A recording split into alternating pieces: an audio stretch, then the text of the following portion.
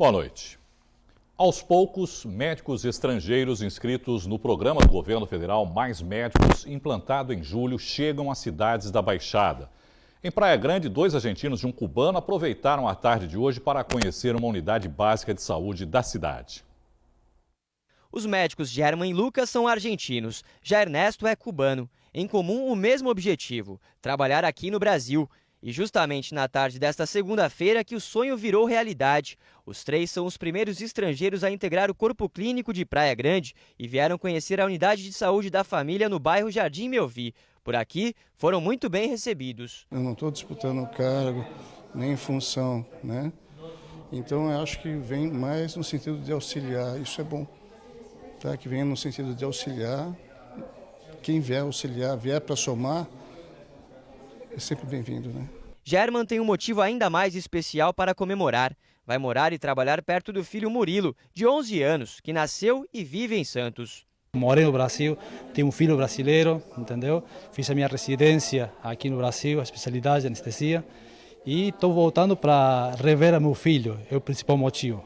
Na Baixada Santista, todas as cidades aderiram ao programa. 119 médicos foram solicitados pelas cidades da região. Praia Grande é com o maior número, 27 profissionais. No primeiro momento, a gente está acolhendo, fazendo essa semana de acolhimento administrativo dos profissionais, e eles só vão, posteriormente, entrar em atividade efetiva quando sair o registro provisório, que ainda não saiu e ainda não tem uma previsão ainda para sair.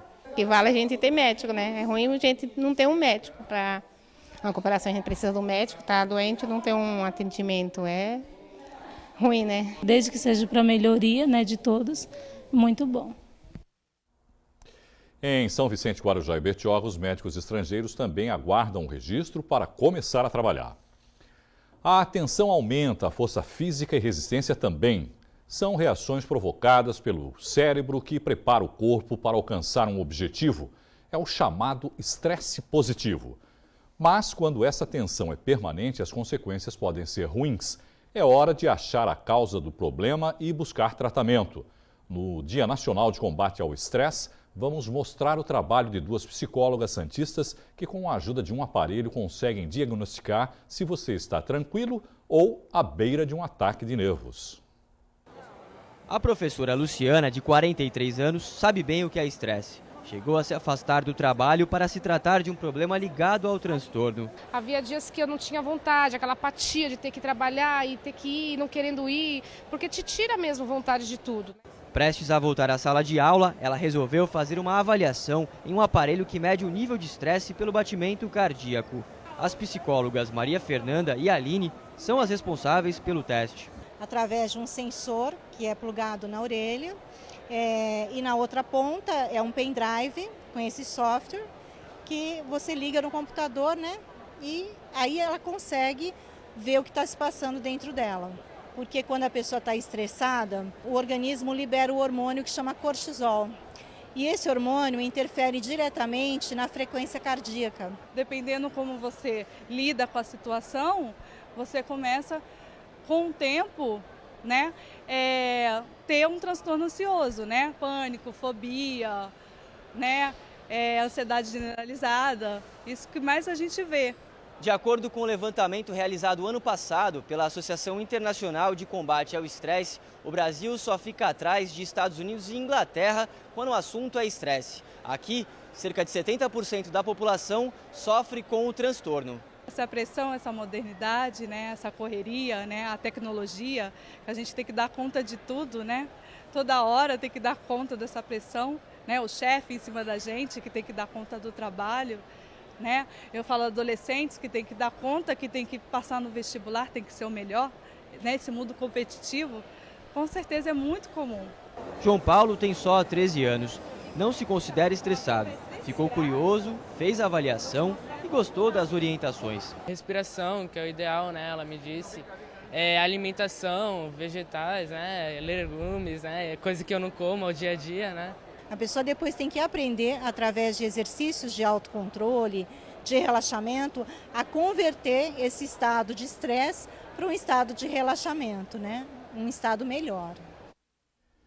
Policiais da Rota realizaram uma operação no sábado à noite na Cota 200, às margens do trecho da Serra da Via Anchieta, em Cubatão, e identificaram o suposto autor da morte de um policial militar rodoviário na sexta-feira no mesmo local. Eles também prenderam um rapaz com uma pistola. O soldado Cláudio Honor de Oliveira Crespo foi morto com 2 tiros. Crespo investigava à paisana uma denúncia de receptação na Cota 200. E um sargento aposentado da Polícia Militar foi executado no fim da noite de sexta-feira em Santos, com 11 tiros no centro. As munições usadas pelos criminosos eram de uso exclusivo das Forças Armadas. Até o momento, ninguém foi preso. Criminosos e policiais trocaram tiros durante uma perseguição em São Vicente. Um menor foi atingido e não resistiu. As marcas da troca de tiros com a polícia ficaram em várias partes deste Fox cinza, roubado há poucos dias pelos bandidos. Os homens estavam com 2 revólveres, um de calibre 22 e um 38. Por volta das 4 da manhã, policiais militares iniciaram a perseguição ao veículo que passou em alta velocidade em uma avenida no bairro Jardim Rio Branco. Durante a abordagem, houve troca de tiros. Foram vários disparos. Os bandidos só pararam depois que bateram o carro no bairro Humaitá. 2 homens ficaram feridos e trazidos para o hospital municipal. Um deles, um menor de idade, não resistiu aos ferimentos e morreu. O menor já havia sido apreendido. Um dos criminosos está detido no DP-sede da cidade e o outro permanece no CREI. Ainda em São Vicente, um carro pegou fogo ontem à tarde na Alameda Paulo Gonçalves, na Ilha Porchá. Populares acionaram os bombeiros que não puderam evitar que o veículo ficasse totalmente destruído. O proprietário do automóvel não foi localizado. A carcaça foi levada para o pátio municipal. Hoje completa 1 ano do atropelamento que resultou na morte da jovem Ana Carolina Cópia Teixeira, de 21 anos, em Santos. O resultado do laudo de DNA, que diria se os fios de cabelos encontrados em um carro pela polícia eram da jovem, foi inconclusivo. A jovem foi atropelada no dia 23 de setembro do ano passado, quando voltava do trabalho na rua Governador Pedro de Toledo, no bairro do Boqueirão. O motorista não prestou socorro à vítima, que foi levada para a Santa Casa de Santos, onde permaneceu internada em coma induzido por mais de uma semana e morreu no dia 1º de outubro. As primeiras imagens recolhidas pela Polícia Civil foram gravadas por câmeras de monitoramento de um prédio e mostram o atropelamento. Na gravação foi possível identificar que um carro prata atingiu Ana Carolina. Durante a investigação, o veículo que atropelou a jovem foi encontrado passando por reparos em uma oficina mecânica. O carro estava amassado e com o para-brisa quebrado. A polícia encontrou o boletim de ocorrência de furto do mesmo carro que foi registrado um dia após o atropelamento. A Polícia Civil acredita que houve uma falsa comunicação de crime, já que também foram encontradas imagens do automóvel dentro de um prédio, o que mostra que o carro estava na posse do dono. O proprietário do carro e o advogado aguardam o término das investigações. O motorista só irá prestar depoimento diante do juiz. Se o motorista for culpado pela morte da jovem, ele pode responder pelos crimes de homicídio culposo, omissão de socorro, fuga do local do acidente e falsa comunicação de crime. Se condenado, a pena pode chegar a mais de 20 anos. Depois do intervalo, tem futebol no Caderno Regional. Amando Gomes analisa a vitória do Santos e os principais jogos da rodada do Brasileirão. Nós voltamos já.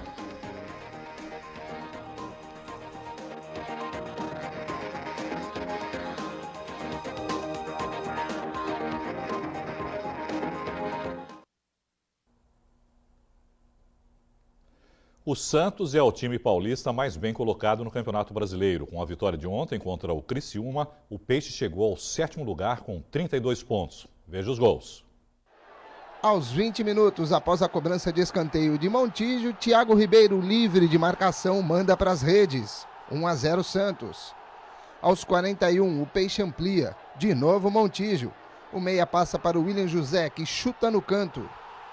Aos 16 minutos do segundo tempo, os catarinenses diminuem. Tony cobra a falta, a bola passa por todo mundo e entra. Final na Vila Belmiro, Santos 2, Criciúma 1. Com a vitória, o Alvinegro subiu para o 7º lugar com 32 pontos. O Peixe volta a campo nesta quarta-feira contra o Náutico. Partida válida pela 11ª rodada, ainda do primeiro turno. O jogo vai acontecer também na Vila Belmiro, às 9 da noite. Para analisar a vitória do Santos e a participação dos times paulistas na 23ª rodada do Brasileirão, nós recebemos aqui no estúdio o comentarista esportivo Armando Gomes. Armando, boa noite. Boa noite. O que dá para analisar dessa partida do Santos? Uma partida boa, né? O Santos caiu muito de produção na etapa complementar. Fez um bom primeiro tempo, fez os gols, 2-0, mas na etapa complementar, não sei se foi condição física, se faltou pulmão, o que faltou, mas realmente houve um decréscimo de produção e o Santos acabou tomando o gol, um gol bobo, né? Você vê que ele cobra a falta e o jogador toca na bola e acaba fazendo o único gol da equipe catarinense. Esse lance aí é o lance que o Thiago perdeu o gol de cabeça, né? Esse outro lance é o lance que o Aranha faz uma defesa, quase toca na bola, né?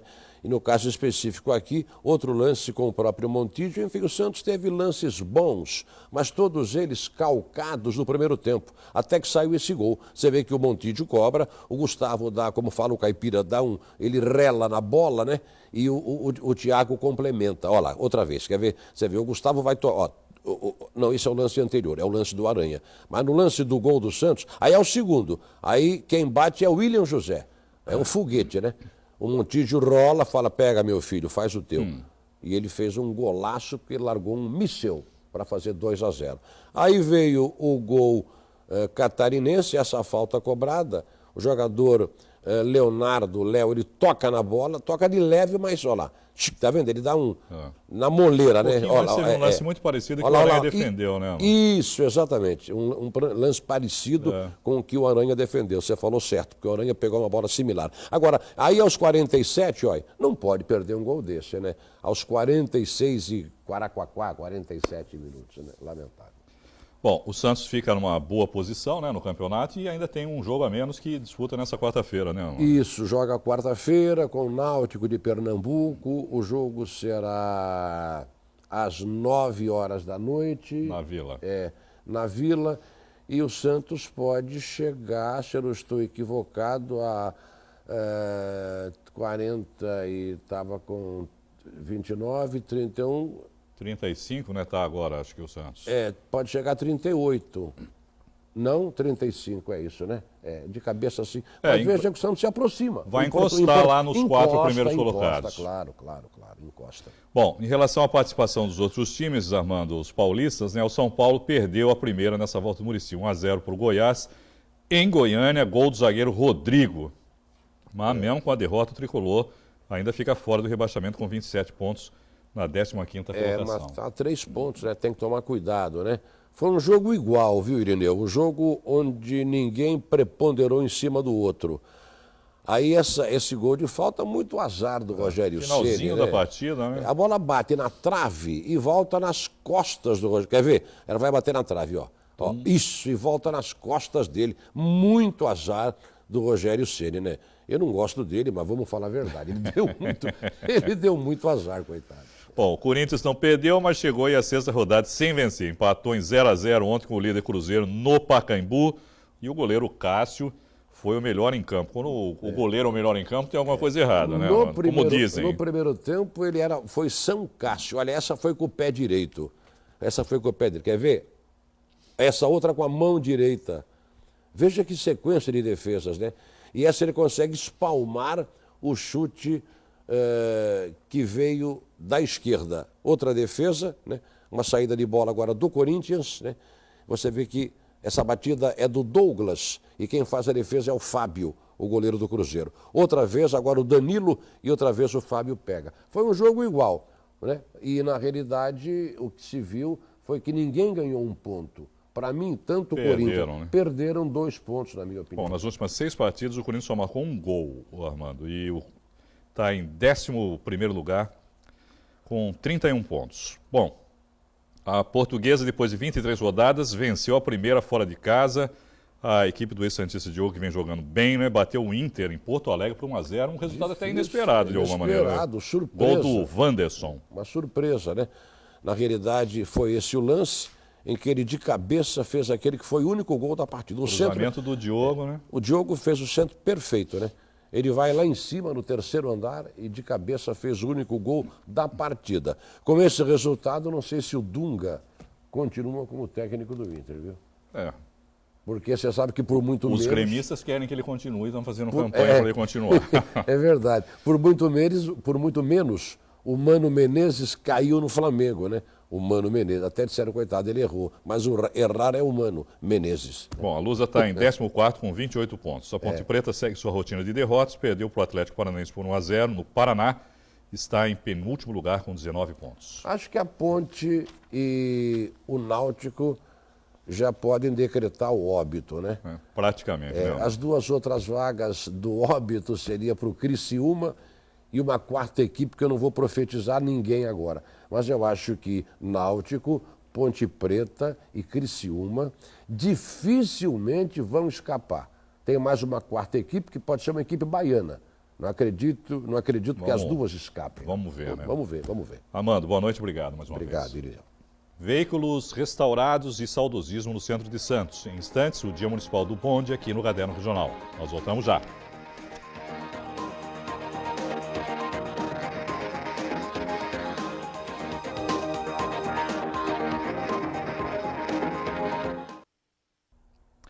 As obras do túnel que vai ligar Santos ao Guarujá começam no ano que vem. Moradores das duas cidades, mas principalmente de Santos, estão preocupados, temem perder as casas. Hoje houve um encontro sobre o assunto. Em uma sala da prefeitura, representantes da Dersa se reuniram com vereadores para discutir possíveis modificações do túnel entre Santos e Guarujá. O que o presidente deixou claro é que 13 propostas diferentes de traçado foram analisadas e não descartou alterações. Há possibilidades de ajustes nas rampas de acesso ao túnel, tanto do lado do Guarujá quanto a Santos. Nós estamos franqueando o projeto, levando ele à consulta popular e também dos órgãos técnicos, dos órgãos de controle, para que esses possam avaliar. O túnel terá 762 metros de extensão. Hoje, o trajeto entre Santos e Guarujá pode ser feito pela balsa e também pela rodovia Cônego Domênico Rangoni. O motorista percorre 43 quilômetros. Com o túnel, a estimativa é fazer o mesmo trajeto em pouco mais de 1 minuto. E as obras pelo bairro do Estuário seriam a melhor escolha. O projeto do túnel, ele levou em consideração não atrair para dentro das cidades um trânsito que é rodoviário. Quem está dentro da cidade de Santos ou dentro da cidade do Guarujá e deseja atingir a outra, não precisará mais utilizar a balsa ou a Cônego, podendo fazer isso pelo túnel. A obra vai custar 2 bilhões de reais, deve começar em julho do ano que vem. A previsão de término é em 2018. O estudo de impacto ambiental mostra que vão ser necessários desapropriar 21 imóveis do lado do Guarujá, fazer o reassentamento de famílias daquele município que moram em comunidades. Do lado de Santos, 179 imóveis devem sofrer alterações, o que preocupa os moradores. Eu moro há 64 anos. Aquilo ali é patrimônio do meu pai, que deixou. Então, vou te contar, foi tudo com sacrifício. Então, não foi... Ninguém achou na lata do lixo. Eles também se reuniram com o prefeito e uma comissão de vereadores. Temem que na venda dos imóveis, os valores pagos serão abaixo do mercado. Não é valor venal, não é valor de escritura, é valor de mercado. Se a pessoa fosse vender a sua casa, quanto ele receberia por ela, e é isso que será indenizado. Também é importante que as pessoas saibam que essa indenização será paga à vista. Mesmo que ela pague até valor de mercado, é a nossa preocupação, porque o valor de mercado daquelas casas são muito baixos. Que ela pague o valor de mercado, a gente vai comprar imóvel aonde? Em Santos. Qual que seria a melhor alternativa para os moradores? A melhor alternativa seria mudar o traçado, porque ali eles iriam prejudicar muita gente humilde ali, que não tem condições de comprar outro imóvel. A primeira mensagem é de que esse é um processo que está se iniciando. Não há nada decidido em relação aos imóveis que serão desapropriados, não se iniciou nenhum processo de desapropriação. Vamos fazer essa discussão de forma a minimizar o impacto no viário e o impacto na vida das pessoas e garantir que essa que é uma obra sonhada há mais de 70 anos possa ser retirada do papel. E o túnel submerso vai ser um dos temas do programa Hora Geral de amanhã. Entre os convidados, Stanislau Marca, diretor executivo de projetos do DR, Departamento de Estradas e Rodagem do Governo do Estado. O programa começa às 7 da manhã. Trabalhadores avulsos do Porto de Santos bloquearam novamente à tarde o acesso à Embraporte na Ilha Barnabé. A mobilização tem como objetivo pressionar o terminal antes de mais uma reunião que vai ocorrer amanhã. Na última sexta-feira, a empresa apresentou uma proposta para que houvesse uma transição do trabalho avulso para o vínculo empregatício. Nestas condições, 50% da mão de obra seria avulsa e 50% vinculada às operações por 90 dias. Depois do período, haveria imediata vinculação. Os estivadores negaram negociação com a companhia e resolveram se manifestar. Eles montaram barricada, colocaram fogo em objetos e não permitiram a passagem de motoristas pelo trecho, paralisando a movimentação de cargas. A polícia apenas acompanhou a manifestação. A primavera começou ontem às 5 horas da tarde e 44 minutos. Com a nova estação, surge aquela vontade de renovar o guarda-roupa. Hora de conferir o que vai ser tendência. Um shopping de Santos realizou um desfile. Mais de 100 looks para crianças, mulheres e homens. O primeiro Fashion Collection Primavera-Verão, realizado em um shopping de Santos, agitou a cidade.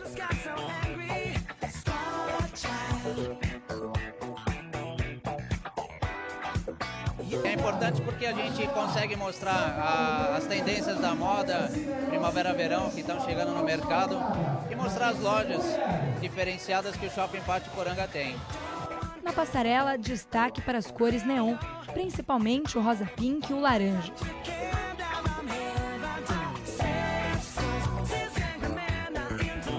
Para as mulheres, os vestidos floridos e estampados são a tendência. Já para as que são mais discretas, vale apostar nos tons neutros, que nunca saem de moda. Diante de tanta diversidade, os sapatos e acessórios multicoloridos também roubaram a cena. Queria que você contasse para mim as roupas que você gostou mais. Os shorts coloridos, as blusinhas, os vestidos. Bem verão.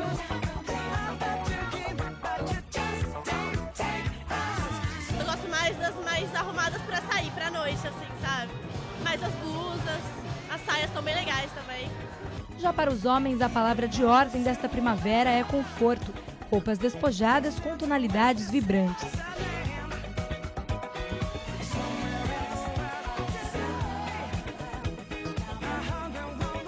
E quem disse que as crianças não têm vez? A coleção infantil veio cheia de charme e estilo.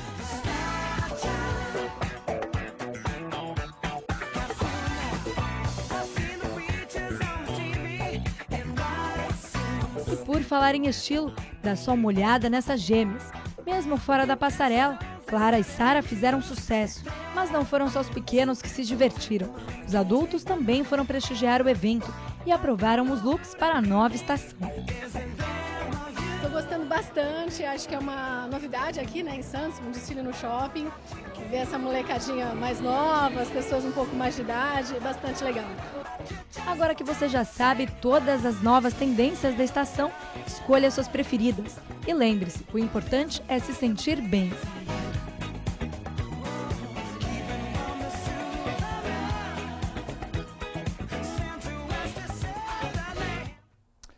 No Dia Municipal do Bonde, quem foi até o centro de Santos pôde ver 6 veículos totalmente restaurados. Ex-funcionários mataram a saudade. Seu José olha saudoso o famoso bonde 40, conhecido como Camarão. Com pintura original da década de 60, prata e vermelha, ele foi apresentado à população.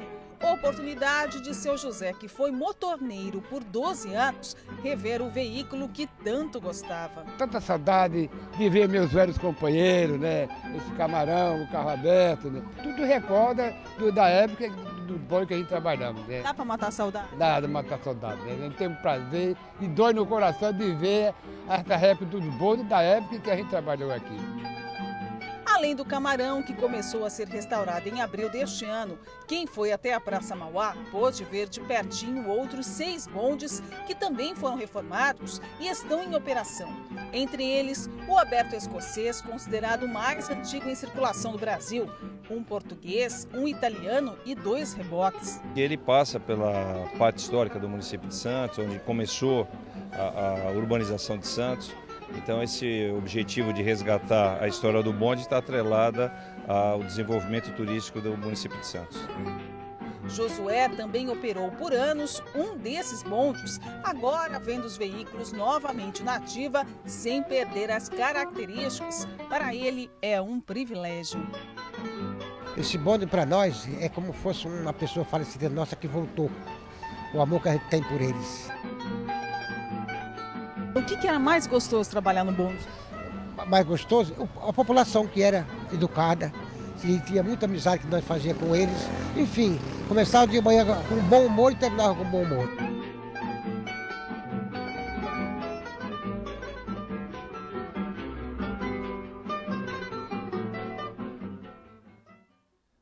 Uma última informação, agora há pouco, uma catraia virou no mar com cerca de 20 pessoas próximo a Vicente de Carvalho, em Guarujá. Os passageiros foram resgatados pelos catraieiros e pelos bombeiros. Ninguém se afogou. As vítimas estão sendo atendidas no terminal de Vicente de Carvalho. O Caderno Regional volta amanhã, 7h30 da noite. Eu espero por você. Até lá. Tchau.